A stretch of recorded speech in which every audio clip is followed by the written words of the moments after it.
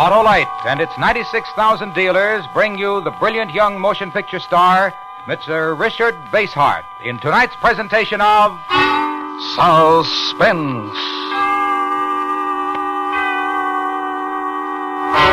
Tonight, Autolite presents the story of a man who found it necessary to commit the perfect crime. A tale we call The Perfectionist, starring Mr. Richard Basehart.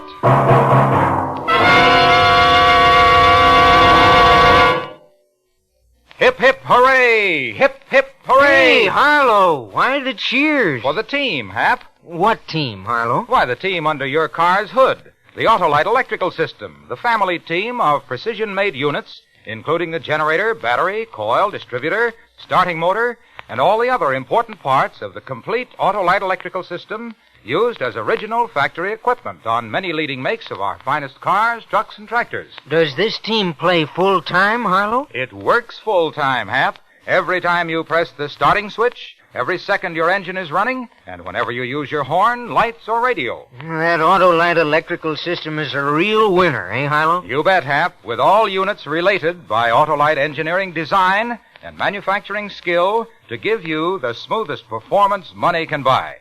So, friends, when your Autolite-equipped car needs replacement parts, take a tip from me and insist on Autolite original factory parts.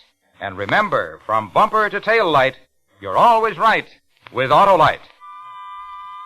And now, with The Perfectionist and the performance of Mr. Richard Basehart, Autolite hopes once again to keep you in suspense.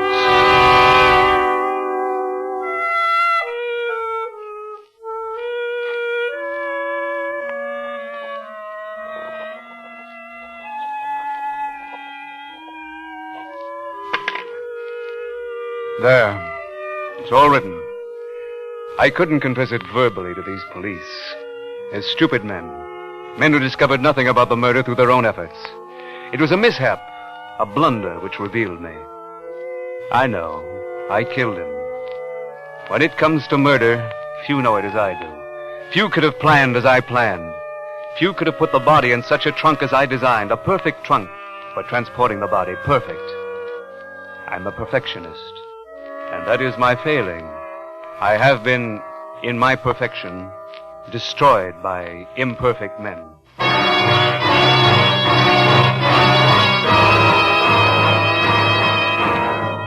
man I killed, he was old enough to be my father. I had planned each step and shipped his body in the trunk to a city only 90 miles away from the scene of the murder. Only 90 miles. And it was the fourth remaining step of a calculation in which each move had the precision of a mathematical equation. Your check, please. Here you are. It's a medium-sized trunk. Now, we go by the numbers. It was train 91 out of Carlton. We arrived 30 minutes late at 7:21 a.m. precisely. You should have been a train man. You're better than the dispatchers.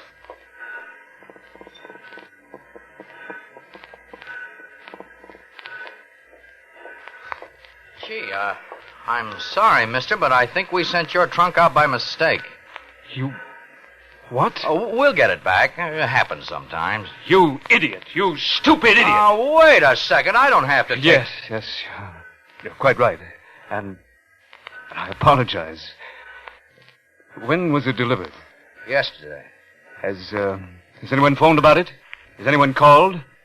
Complaining of the error? No. Well, perhaps they don't realize they have the wrong trunk. Perhaps they haven't opened it yet. Do you think that's possible? You think they might not have called because the trunk is still closed? It's the only reason. People really beef when they get the wrong trunk. They scream like wounded eagles. Well, give me their name and address. Oh, I'll look it up in the book. Yeah, here it is. Name's Granick. Yes, thank you.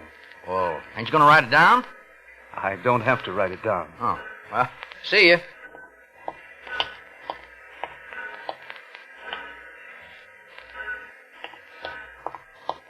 Clerk, let me see that trunk. What? I want to see the trunk. I want to be sure it's not mine. The claim check's wrong. Yes, perhaps that's where the mistake lies, in the claim check. Okay. So much nonsense about a lousy trunk. Yeah, it's right here. Come on in here and look.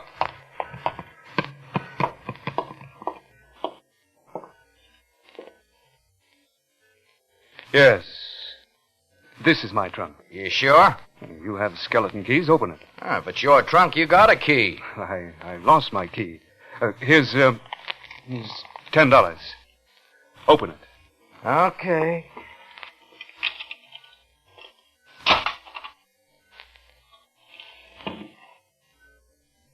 That is my trunk. The drafting equipment, surveying instruments, they're mine. The tags must have been mixed up. If you want proof, why haven't they phoned? This is my trunk.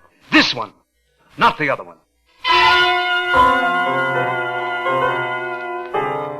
I hated that clerk. I hate anyone I have to depend on.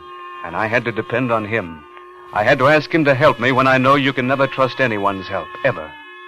But I had to discover who the other people were, and their trunk would tell me. I had to know their secret before they found out mine. Take their trunk, not to exchange it with mine. They might doubt me, ask me to open it. No, I had to get my trunk my own way and dispose of the body before anyone missed the man I had killed.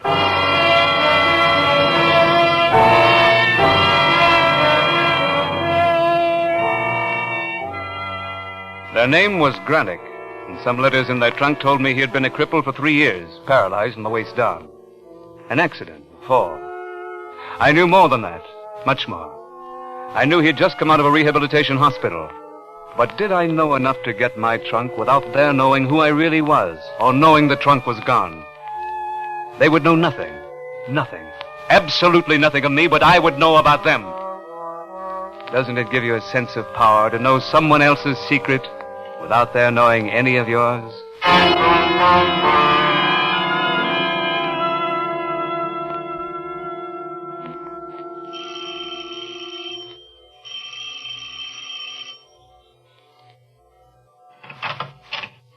Yes.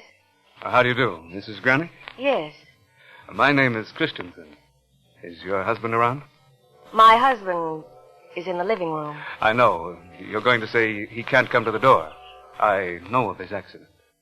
What did you say your name was? Christensen. Chris. I know your husband has a great problem. He must.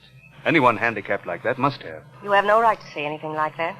No, didn't they call you from the office? Didn't they tell you I was coming here? Who is it, Betty? It's just If they didn't call you, then you must listen to me. It's to your benefit to listen before I see him. Betty! In a minute, dear. See, we're a non-profit organization devoted solely to evaluating the attitudes of the crippled, how they're functioning, how much help they need, how dependent they are on others, on their loved ones. You know what I mean, Mrs. Granick? Surely you must know how terribly dependent such victims become with an inability to help themselves, a refusal. Or rather, a refusal to see what they're doing to the lives of their loved ones. Isn't that so, Mrs. Granick? Do you want me to tell him who you are? You can tell him I'm from the hospital. A routine interview checkup. A follow-through checkup. Come in, Mr. Christensen.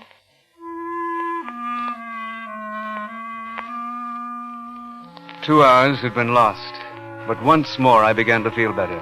Control of the whole situation was coming back into my hands. Once more I knew I could succeed. I could get the trunk and dispose of the body, as I'd planned to do it, not as circumstance dictated.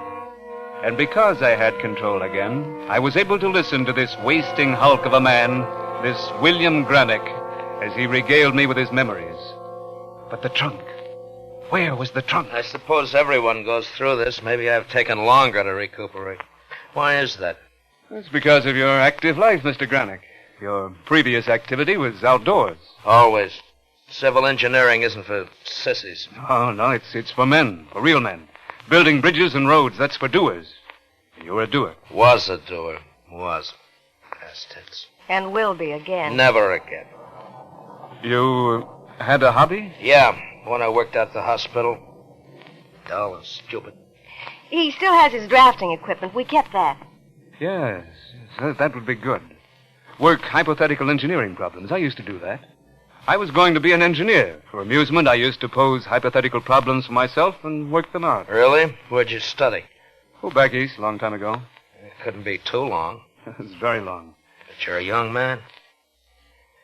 You, about your civil engineering. The drafting equipment, surveying instrument. I lost interest. Can't do anything with it. I can't sit indoors and pretend it's outdoors. Well, where is the equipment? Around. You know very well where it is, Bill. We put it in storage back home where we used to live. We took it out of storage, Mr. Christensen, and had it shipped here. Is it in a packing crate? No. Well, then what? What is it in?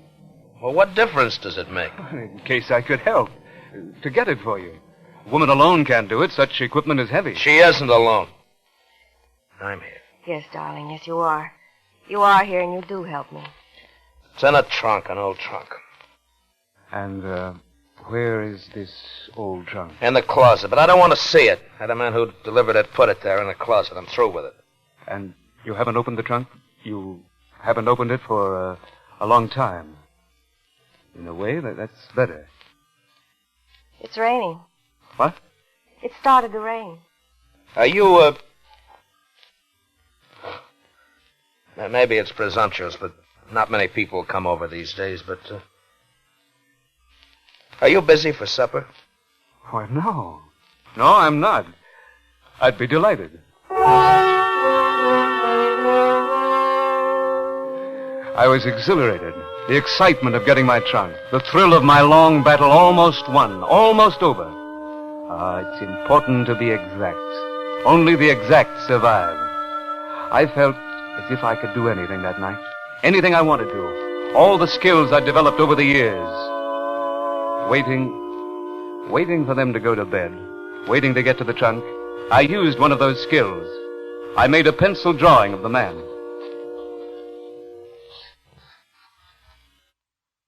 All right, turn your head. A bit this way. Like this? There, that's it. No, it's not right. We'll start over. It's about the 10th time. I'm going to do this in oils, ultimately. It must be right. Exactly right. Yeah, maybe in engineering, you have to be that accurate or a bridge would collapse if we went off a fraction, but in this? In Europe, I studied in Europe. I was told I had a great talent, a truly great talent. Correggio, you ever heard of him? He's a great teacher. He told me I'd never make a living at it because I was too demanding of myself. That's not good, to be too demanding. Expect too much of yourself. It's wrong. It's gone. Once you decide to abandon a talent, never turn back. My husband is going to turn back. Of course, but that's different. I mean, an artist, when he doesn't feel greatness in one field, should go on to another. And an engineer? And I'm sure you were a fine engineer. Yeah. I was one of the best. He's won awards. Mr. Christensen? Would you like to see him? Why, yes. They're in the trunk, honey. I'll show you. No! Please, don't bother yourself now. We'll have lots of time to talk. Lots of other conversations. Many.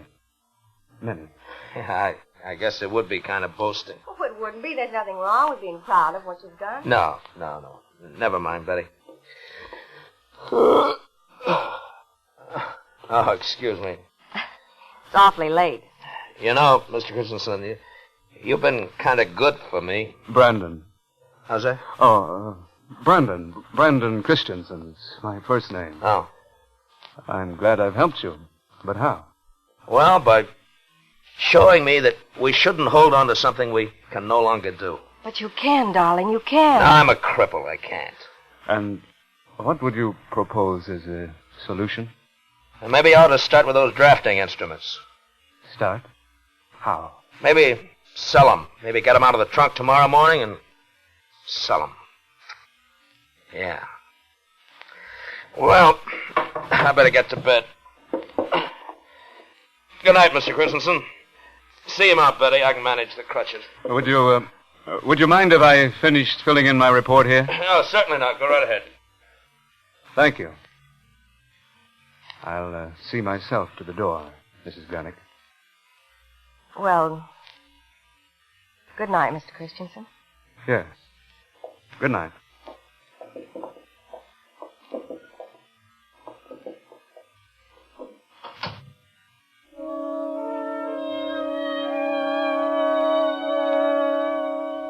Now, wait.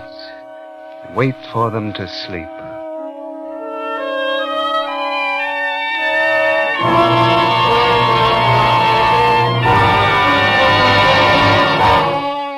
Autolite is bringing you Mr. Richard Basehart in The Perfectionist, in tonight's production in radio's outstanding theater of thrills, Suspense.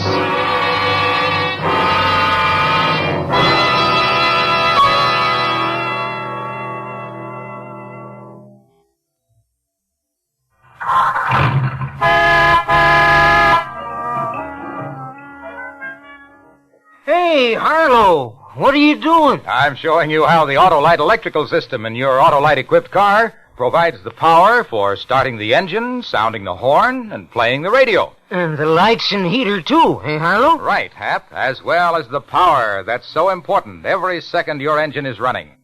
They're all powered by the Autolite electrical system, in which every unit and component part are related by Autolite engineering design and manufacturing skill to give you the finest performance money can buy. The electrical system is mighty important to us car owners, Harlow. And that's why you should treat your car's electrical system to a periodic checkup at your authorized Autolite service station or the dealer who services your make of car. You can quickly locate your nearest authorized Autolite service station in the classified section of the phone directory. Or call Western Union by number and ask for Operator 25. She'll quickly tell you the name of your nearest authorized Autolite service station. And remember, from bumper to tail light, you're always right with Autolite. And now, Autolite brings back to our Hollywood soundstage Mr. Richard Basehart in Elliot Lewis's production of The Perfectionist, a tale well calculated to keep you in suspense.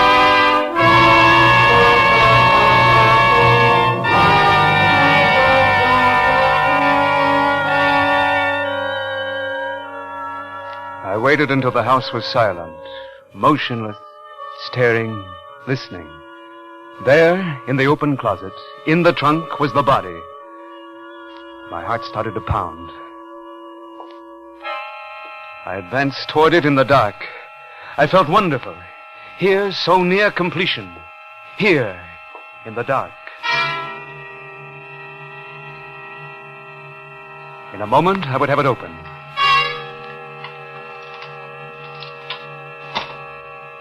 In a moment. She came into the room and turned on the light. I slammed the lock back and whirled to face her. What do you want, Mr. Christensen? I only wanted to... You had the key to that trunk, didn't you? I wanted to tell you something. Yes? Don't press me. Don't demand. I'll wait. Well? It isn't easy. It isn't easy. It's very difficult to admit an error. A lie, not an error. No, not a lie. Yes, a lie. You're not from the hospital. You were never near the hospital my husband was in. How did you know? How did you find out about us? Who are you? Well, can you forgive me? Listen, don't judge before you listen. What's your name? And don't come any closer. I have this poker. I won't be threatened. I won't. I mean you no harm. My real name is Brandon. Carl Brandon. I mean you no harm at all. Please believe me. Please. Please. Why did you come here? I'm a student. Yes, I was in the army and wounded. I had wonderful dreams and plans about what I'd do after I got out. Wonderful dreams. My father's a rich man. He's old and rich. But I couldn't take anything from him after the war. And a pension isn't enough. But I couldn't take anything from him anymore. He gave me money and he told me what to do all the time. Why did you come here? I obtained a part-time job in the hospital to support myself. I did work there, you see. But in their storage room. And I heard about the trunk your husband had. With his drafting equipment in it? Yes. The valuable equipment. I knew I could steal it and sell the things. I knew they were valuable. I know about things like that. I can tell you the cost of each instrument. Didn't the fact that my husband and I couldn't afford to buy new ones affect you any? Yes, that's what I'm trying to say. Yes, I admitted everything. Why do you keep accusing me? I admitted everything and I ask your forgiveness. Yes, I was wrong. What more can I do? What more do you want me to do? To leave. Return to my father and say that I was wrong. I made a mistake. That he was right. Give me money. Tell me what to do. Order my life. Live my life. Show me my failings.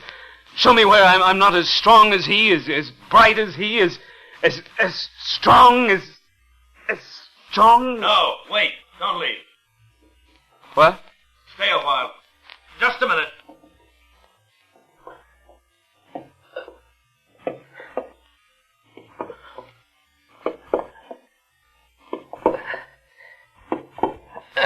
Sit down, Mr. Brandon.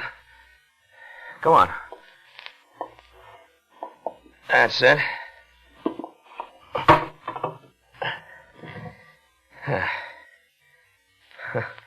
The Mr. Brandon sounds wrong. Mind if I call you Carl, isn't it? Yes, Carl. Carl Brandon. It's a nice sounding name. Betty, make some coffee, will you, honey? Coffee? Yeah. How do you like it, Carl? Just plain black coffee. The way they drink it in the Army, huh? The Army? Oh, yes, always. I was in myself. I know what it's like to come out and be hit with civilian life. It isn't a problem. There's nothing one cannot work out if one has the willpower and the self-discipline. No, I couldn't have. Not without Betty. It takes a woman or a friend or just somebody who cares. It takes someone to help. I don't need any help, Mr. Granick. Bill. Just call me Bill. Mr. Granick, I don't need any help. I'm fully capable of solving my own problems without help, without advice. We all need help sometimes. None of us can live without it. You're bitter. I can understand it. I've felt it. But you have to listen to other people sometimes. Now, why don't you try your homey little platitudes on yourself? Did they do you any good in that wheelchair? If they made you bounding with hope and ambition? Are you a better person now than you were before you were paralyzed? Don't preach to me. You'd better leave right now. Now. No, Betty. You have to listen. Maybe he's right, too. Maybe he can see my problem clearly the way I can see his. I can't stand waiting. Waiting sometimes makes me angry. I'm sorry. Sure, I understand. And even though I'm not too much older than you, Carl, I've seen an awful lot. I've been around a lot. And that's why, even though we might not meet again, I'd like to talk to you straight, like a member of your own family would. I don't need instruction. It's advice. And I don't need advice. We all need it sometimes, Carl. His advice was just like yours, to do things the way he did them. But letting me know that I could never do the things the way he did them. That I was incompetent and he was better, always better. I don't mean that, not that way. Well, I did something better, braver, something more daring, more skilled than he'd ever dreamed of doing. You understand? I've accomplished what he could never do. What do you mean? What are you trying to say? That you can keep your rotten advice to yourself. That you're nothing but a cripple. You're the cripple, not my husband. You're the cripple in your head. Only his legs are Betty. gone, but... All right, Carl. What is it that you've done that's so great? Get up. Go ahead of me. I'll show you. Do as I say, now. Right now.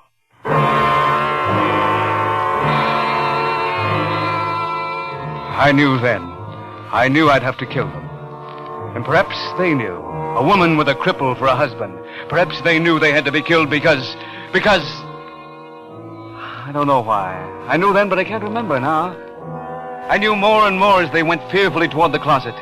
Afraid to make a move to attack me. Afraid because he was a cripple and she was powerless. And I opened the closet door. My excitement was so great, I hardly remember each step. I'm not lying, I barely remember. I turned the key in the lock. Each move was precise, not a motion wasted, not one action misplaced. For this was my victory against everything that stood in my way. Not to argue, not to discuss, but to kill. To kill perfectly, quickly. Kill what stands in my way. Kill the Granicks. Kill the man in the trunk, the man who looked like my father. And I swung it wide.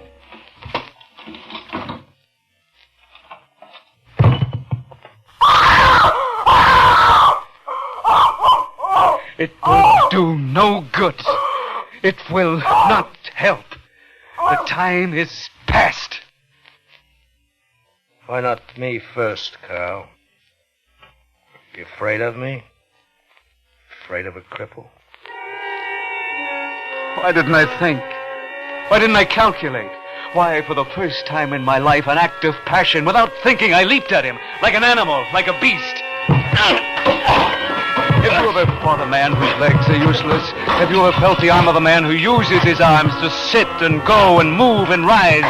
They're steel, and they went to my throat, and I struggled in a dream. I can even feel them now. This wasn't the way.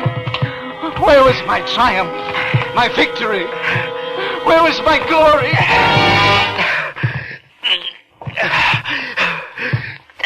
You afraid of me?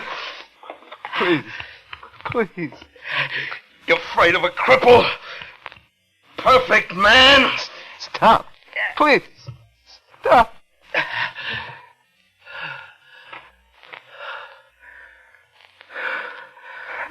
I didn't mean it. I'm sorry. I didn't mean it. Bill? Call the police first, Betty. Then come back and help me up.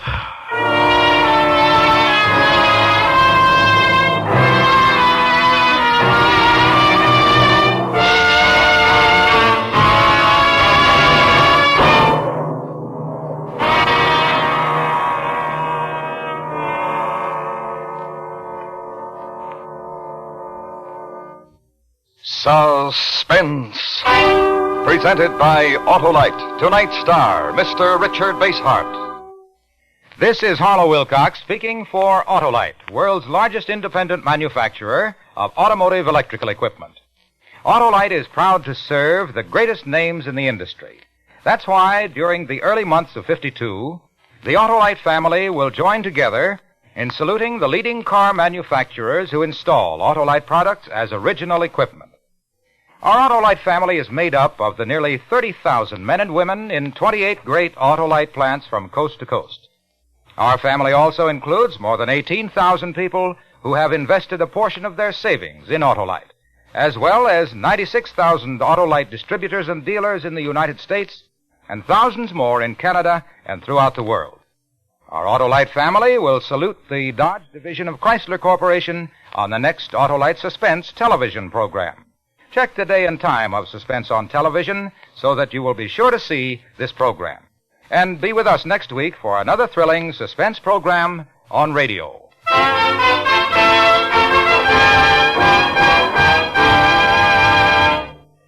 Next week on Suspense, our star will be Mr. Joseph Cotton, who will portray a man without emotion, the mechanical man in a tale we call Carnival.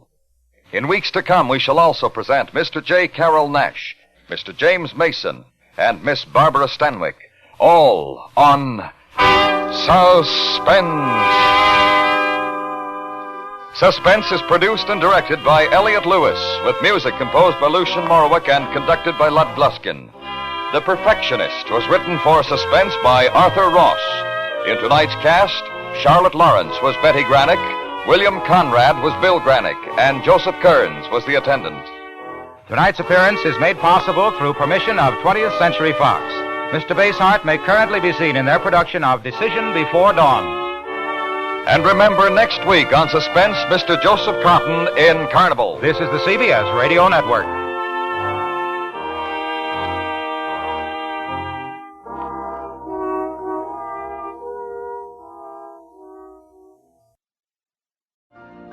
You've been listening to the OTR Gold Network. Find more classic radio at otrgold.com.